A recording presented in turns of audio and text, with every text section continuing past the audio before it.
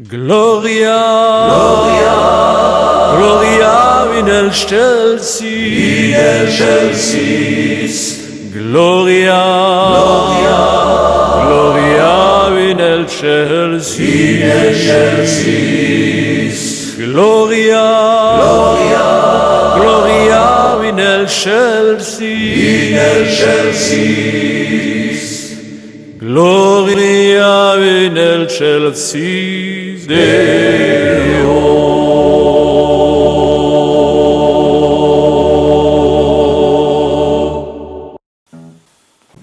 Épître tirée du livre de l'Ecclésiastique. Comme la vigne, j'ai produit des pousses charmantes, et mes fleurs ont donné des fruits de gloire et de richesse. Je suis la mère du pur amour, de la crainte, de la science et de la sainte espérance.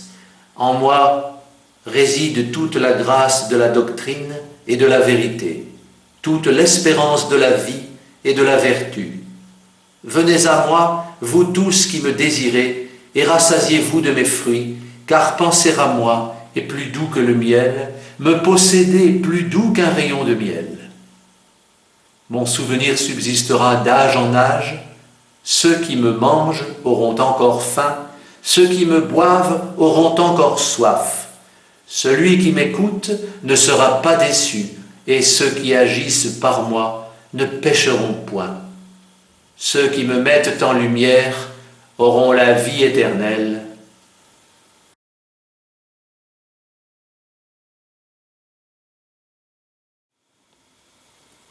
Voilà, alors nous continuons aujourd'hui notre cycle sur cet enseignement extraordinaire qui est donné et tiré de la vie divine de la très sainte Vierge Marie du livre de Marie d'Agreda. Quand le Seigneur investit l'auguste Marie du gouvernement de l'Église, il lui donna une science proportionnée à une si sublime fonction. Elle connaissait non seulement tous les fidèles, mais aussi tous leurs mérites, de sorte qu'elle les traitait avec une parfaite justice. Et parce qu'elle savait que tous les hommes ont la passion naturelle d'être estimés et aimés surtout par les personnes élevées au-dessus des autres, elle agissait avec prudence et sans partialité pour ne pas donner lieu à de regrettables jalousies. Elle s'abstenait également pour le même motif de la distribution des offices et des dignités. Elle laissait complètement ce soin aux apôtres auxquels elle obtenait des lumières spéciales du ciel. Cette sage circonspection ne l'empêchait pas néanmoins de leur manifester la vénération particulière due à leur ministère et de leur donner les conseils qu'ils sollicitaient souvent de sa divine sagesse. Aussi, tous les fidèles, sans distinction, étaient-ils pleins d'amour et de louanges pour elle. Parmi ceux qui lui témoignaient le plus de dévotion et pour lesquels elle avait à son tour une tendresse particulière, brillait Saint Étienne, l'un des 72 disciples et des 7 diacres. Elle se plaisait à voir en lui une belle image de son Fils, au cœur humble, doux et pur. Il lui était d'autant plus cher qu'il devait être le premier martyr. Pour l'exciter au courage et à la ferveur, elle le lui annonça un jour. « Étienne, lui dit-elle, armez-vous de force, car en vaillant soldat, vous devez porter l'étendard de la croix dans la milice du martyr. » De là vint au digne disciple l'invincible hardiesse avec laquelle il parlait aux Juifs. Il aspirait à la mort. Ses ennemis voulaient bien la lui donner, mais dans l'ombre. Plusieurs fois, ils lui dressèrent des embûches que sa clairvoyante protectrice déjoua. Un jour, par exemple, qu'il était dans une maison où on avait résolu de l'étrangler, elle lui envoya un de ses anges qui le prit invisiblement et le transporta au cénacle. Mais Loin de se réjouir de ses délivrances, il s'en plaignait doucement. Ô ma reine, disait-il, quand viendra le jour où je me sacrifierai pour le nom et la gloire de notre divin Maître. Heureuse d'entendre des plaintes si édifiantes, elle lui répondait, « Mon fils, ce jour n'est pas bien éloigné. En attendant, travaillez autant que vous le pouvez à mériter la couronne que le Seigneur vous a préparée. »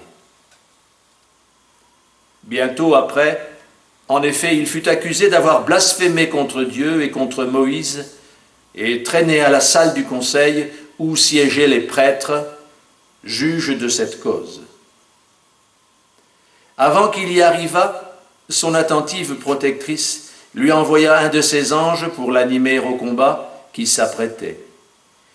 Il lui répondit par le même messager qu'il était joyeux de mourir pour la foi, mais qu'il était affligé de n'avoir pas reçu auparavant sa bénédiction. Ces dernières paroles attendrirent le cœur de Marie. Elle se prosterna et exprima au Très-Haut son désir d'assister son bien-aimé disciple. Aussitôt, une multitude d'anges du ciel eut l'ordre de se joindre à ceux de sa garde et de la transporter à l'endroit où se trouvait le saint diacre. Ils la placèrent dans une nuée resplendissante de lumière et la portèrent à la salle du conseil, où le grand prêtre achevait l'examen des fausses accusations portées contre le futur martyr.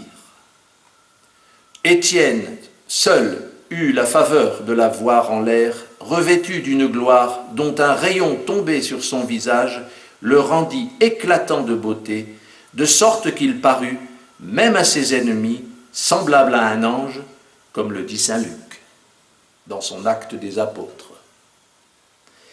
Elle le remplit de joie, de courage et de grâce.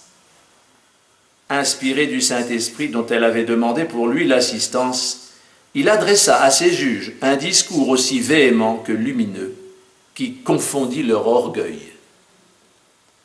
À la fin de ce discours, et à la prière de la très sainte Vierge toujours présente, notre Seigneur apparut à l'héroïque orateur qui s'écria dans le ravissement « Je vois les cieux ouverts et dans la gloire j'aperçois Jésus à la droite de Dieu. » Les Juifs, irrités, prirent ces paroles pour des blasphèmes et le menèrent hors de la ville avec de grandes vociférations pour le lapider.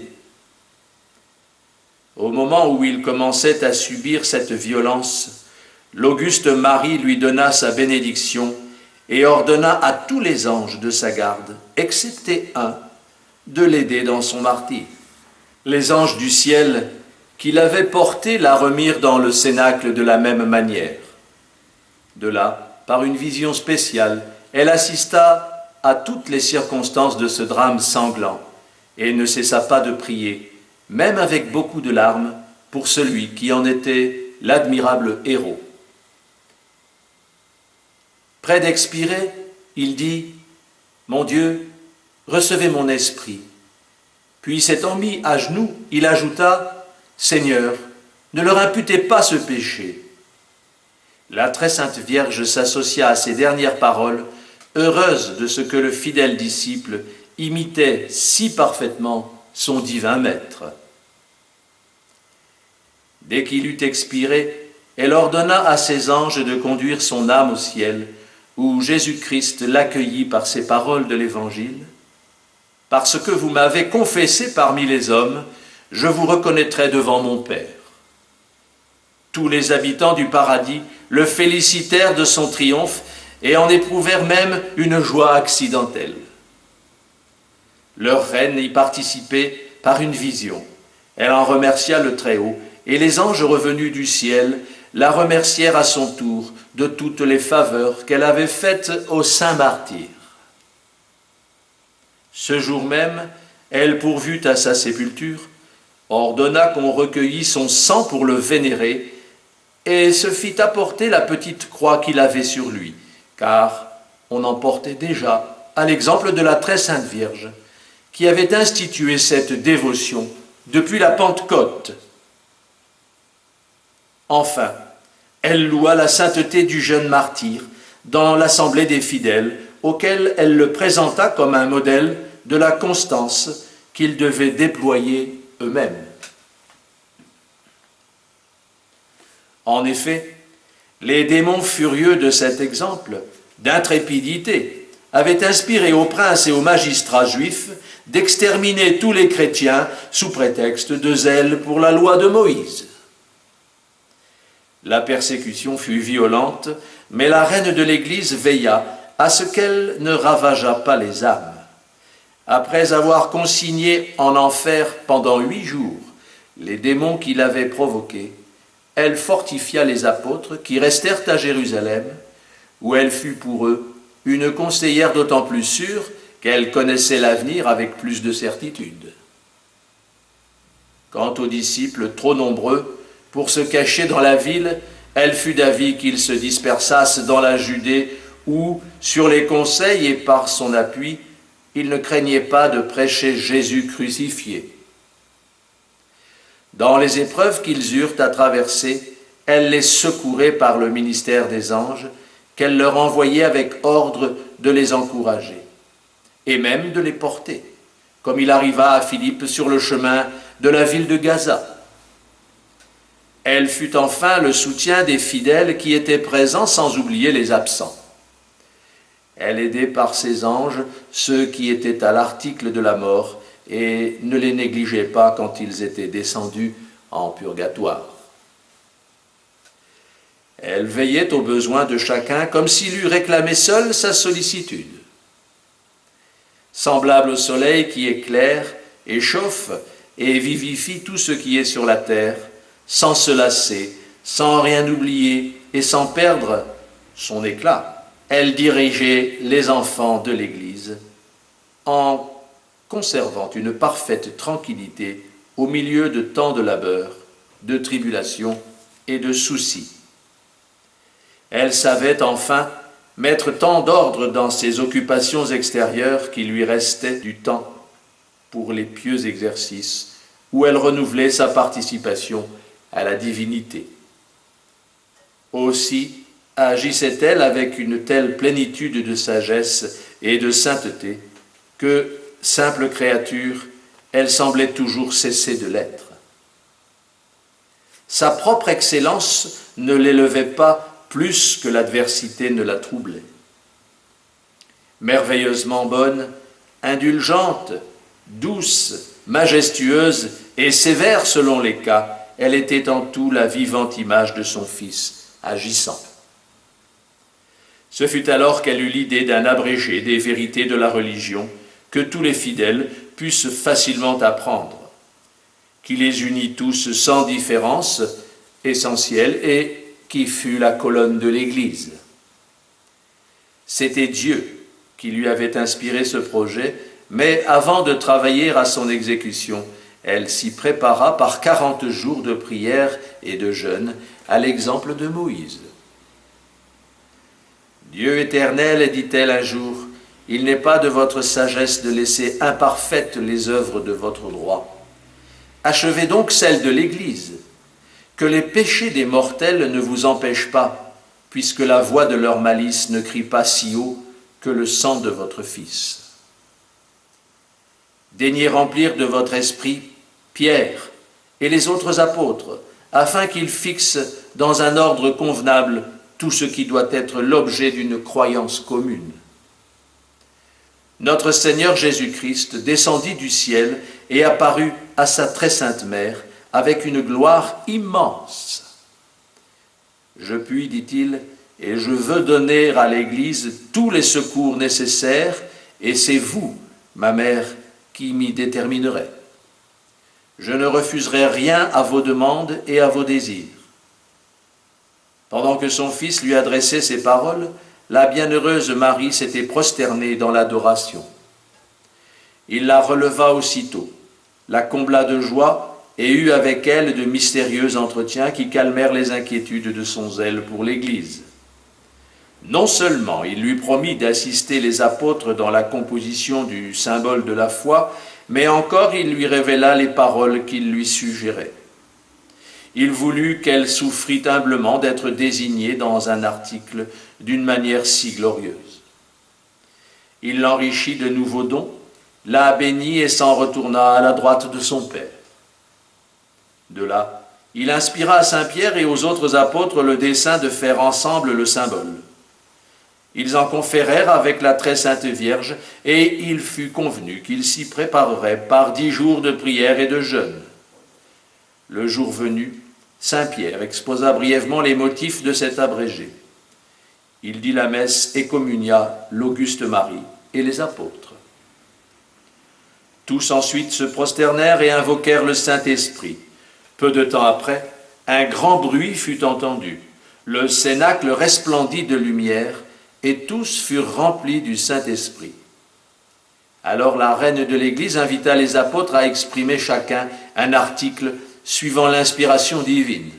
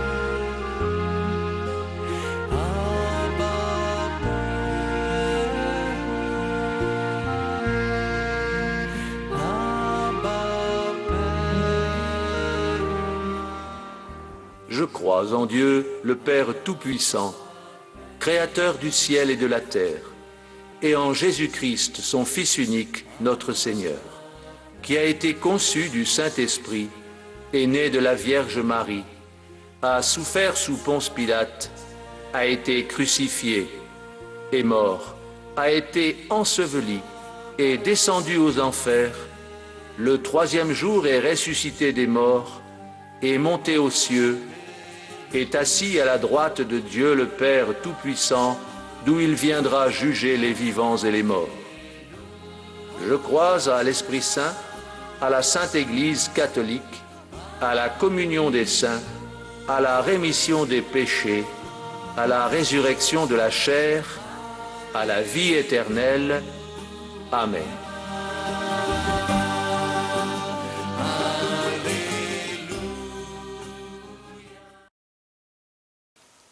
Saint Pierre commença, et les autres continuèrent en cet ordre et en cette forme.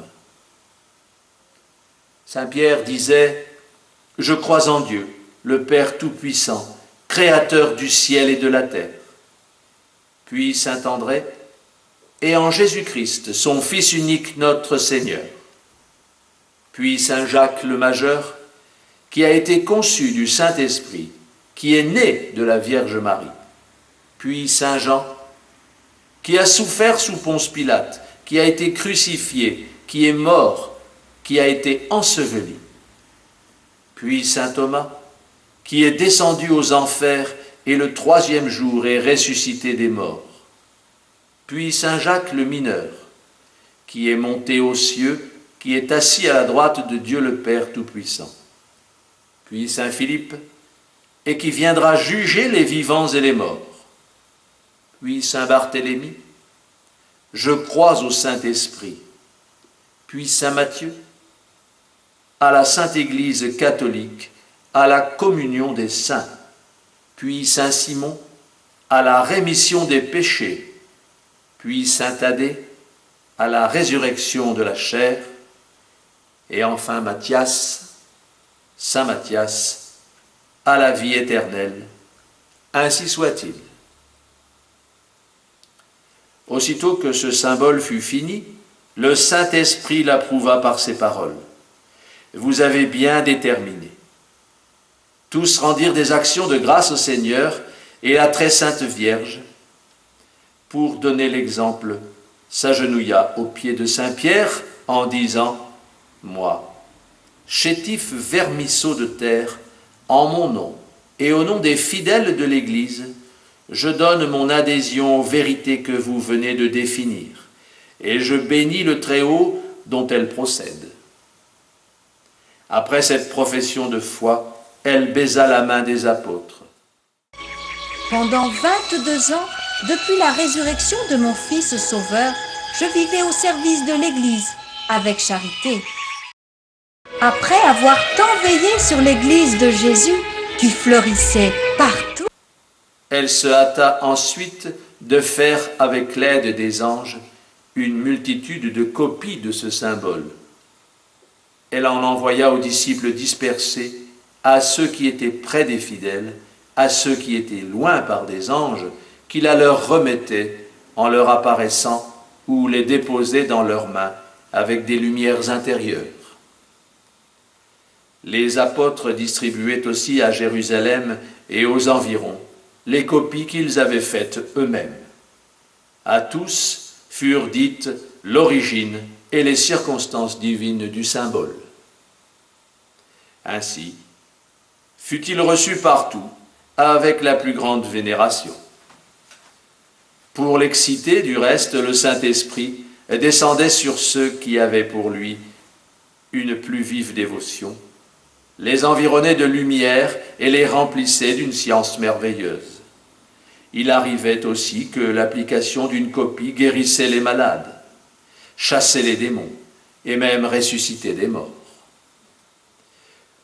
Entre autres faits miraculeux, un juif incrédule tomba mort aux pieds d'un catholique auquel il voulait, en colère, arracher le symbole qu'il venait de dire dévotement. Enfin, le Saint-Esprit apparaissait visiblement sur les catéchumènes qui, au moment d'être baptisés, récitaient cette profession de foi. Par ailleurs, il continuait à répandre le don des langues et à se manifester sur ceux que les apôtres confirmaient. Il se prodiguait en cet heureux temps à l'exemple du Fils descendu du ciel par la volonté du Père, tant le salut des âmes est cher à Dieu. Et voici maintenant les instructions que donna la très sainte Vierge Marie à la bienheureuse Marie d'Agreda. Ma fille, bien des fois je récitais le credo à genoux et avec le respect le plus profond. Lorsque je prononçais cet article, qui est né de la Vierge Marie, je me prosternais avec autant d'humilité que de reconnaissance.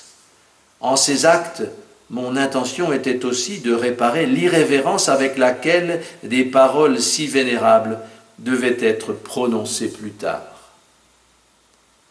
C'est à ma prière que le Seigneur a inspiré à la Sainte Église de dire si souvent dans l'office divin le credo, le Paternoster et l'Ave Maria, et de faire agenouiller les fidèles à ces mots « Et incarnatus est ». Mes saints anges partageaient ma dévotion pour ces prières. Ils me chantaient le credo avec tant d'harmonie et de douceur que mon esprit se réjouissait en Dieu. Ils me chantaient aussi l'Ave Maria jusqu'à ces paroles « Et Jésus, le fruit de l'Esprit Saint, est béni ». En prononçant ces noms, ils s'inclinaient profondément, et moi-même je m'abaissais au-dessous de la poussière en reconnaissant la grandeur de l'être divin et la petitesse de mon être terrestre. Soyez donc bien pénétrée, ma fille, de la vénération avec laquelle vous devez dire le credo, le Paternoster et l'Ave Maria. Amen.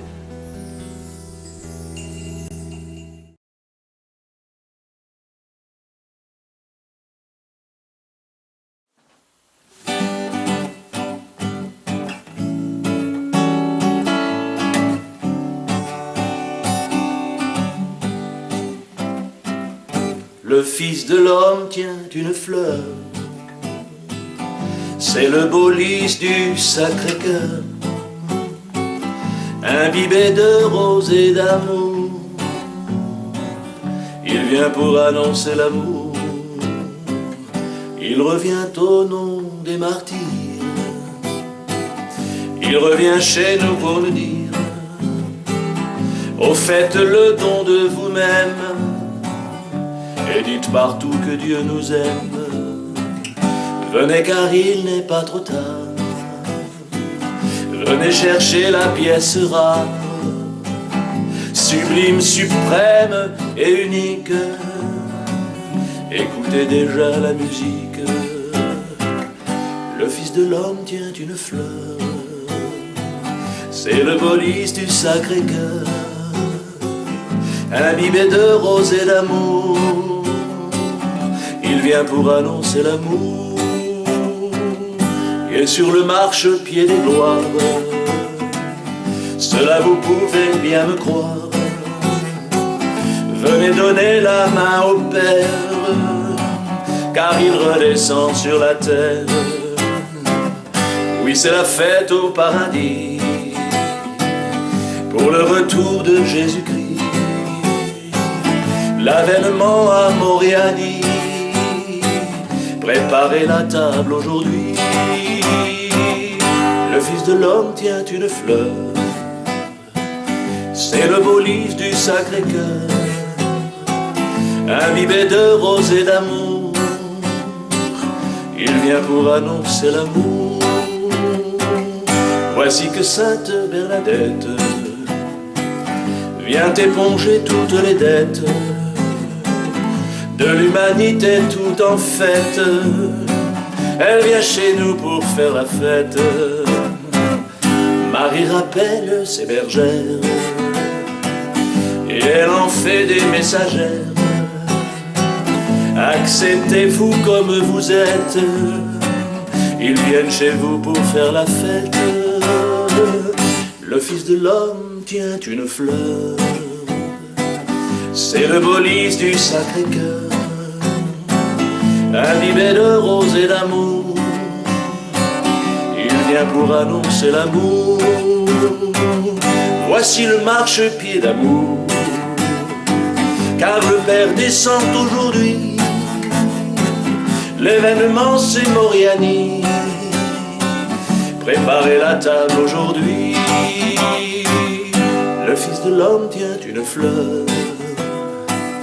C'est le beau lys du Sacré-Cœur, imbibé de roses et d'amour. Il vient pour annoncer l'amour.